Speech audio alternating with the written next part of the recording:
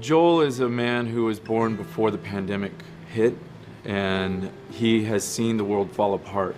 He operates in the black market of the quarantine zone, so anybody needing extra ration cards, drugs, getting weapons, or getting ammo for your weapons, they come to him and his partner, Tess. Well, I have some interesting news for you. Where were you, Tess? Hey, we had a drop to make. We had a drop to make. This is how he survives. This is how he gets extra supplies that let him stay alive. I think that Joel discovers what morality really is and the difference between loss and sacrifice. So he's had a lot of loss in his life, not just in his personal life, but also the world that he's grown up with that's changed significantly. And it's kind of changed for the worse. In that 20-year gap between when the outbreak happened and when the story picks up, he's had to do some horrible things to survive. Come on, it won't Who like has that. our guns? Just give me a couple.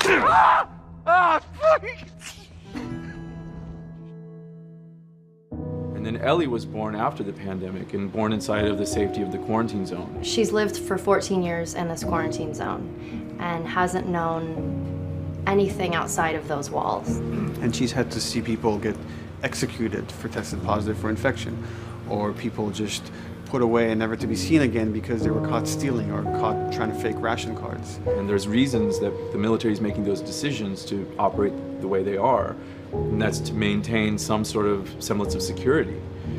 Ellie has tried to find ways to survive, just trying to get by. She's still kind of held on to her innocence because this is the only world that she's ever known. She doesn't have like a golden age that she's thinking back to when everything was better. So for her, this isn't this crushing weight of the world on top of her where she remembers all the things she's lost. This is just what it is.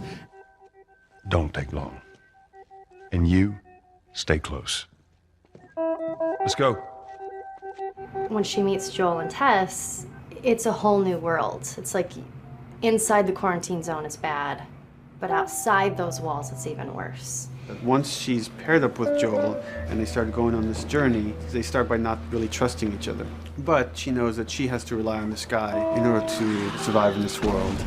Because he's teamed up with this kid, that a lot of his humanity starts coming out. Things that he thought that were just long gone in his personality begin to emerge. These posters are everywhere. I saw this, right before the outbreak. You did? Does he totally gut her by the end? Nobody gets gutted. It's a dumb teen movie. Joel regains his humanity step by step as he invests himself more in Ellie. She becomes more and more of an independent survivor because of what she learns through hanging out with Joel. Through the course of the journey, these two realize that they really have to rely on one another, both emotionally and physically, in order to survive in this world. What was that all about? Get on. We're cutting through the hotel. Okay. Over the course of the whole game, we want you to keep making difficult choices.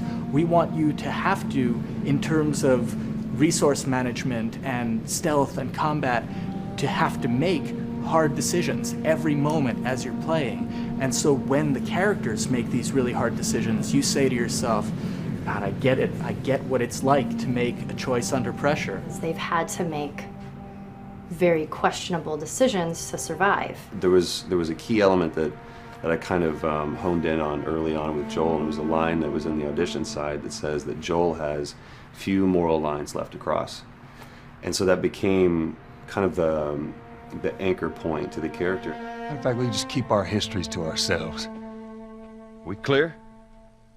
Sure. If we can make you feel like you're actually with these characters on that journey and you're invested in those stories and those characters, then you're feeling, in theory, the same thing that they're feeling. Man. What? Nothing. It's just... I've never seen anything like this, that's all. You mean the woods? Yeah. Never walked through the woods. It's kind of cool.